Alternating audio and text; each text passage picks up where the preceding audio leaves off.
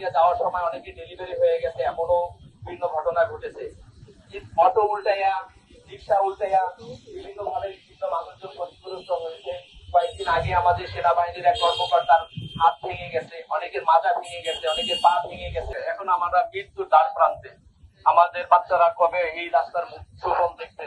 এই আকুতি জানে আমি সিটি কর্পোরেশনের ঊর্ধ্বতন কর্মকর্তা এবং ইঞ্জিনিয়ারদের আমি এই এলাকা পরিদর্শন করার জন্য বিশেষভাবে অনুরোধ করছি। মানুষ যখন গাড়িতে চড়ে তখন একটার উপরে একটা উঠে খেয়ে পড়ে এবং স্বাস্থ্যগতভাবে ঝুঁকিতে পড়ে। বর্ষাকাল আসলে এই রাস্তায় এখানে পানিতে সমুদ্র পরিণত হয়। এই ভাঙাচোরা রাস্তা দিয়ে আমরা 50-60 বছর ধরে চলাফেরা করতেছি। আমার বয়স 65। আমি এই কি বলে আর কদিন বাঁচবো জানি না, কিন্তু এলাকার রাস্তা আমি দেখে যেতে পারবো কিনা তাও জানি না। আমরা অনেক কষ্ট পাইতেছি। বর্ষাকাল আসলে আমাদের এই রাস্তা দিয়ে চলার কোনো থাকে না। আমাদের একটু কষ্ট, একটা ভোগান্তি। আমাদের দাবি, আমাদের দাবি, আমাদের দাবি, আমাদের দাবি মানিকের রাস্তা সংস্কার।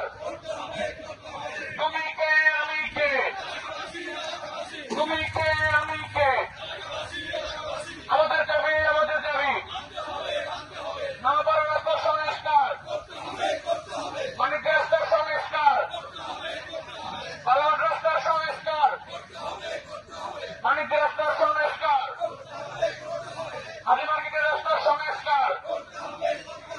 আমাদের দাবি, আমাদের দাবি তুমি কে আমি কে, তুমি কে আমি কে, আমাদের দাবি, আমাদের দাবি আমাদের রাস্তার সংস্কার, বারোয়াটের রাস্তার সংস্কার, নববার রাস্তার সংস্কার, মানিকের রাস্তার সংস্কার, বারোয়াট রাস্তার সংস্কার, হাজি মার্কেটের রাস্তার সংস্কার, বাংলা রাস্তার সংস্কার।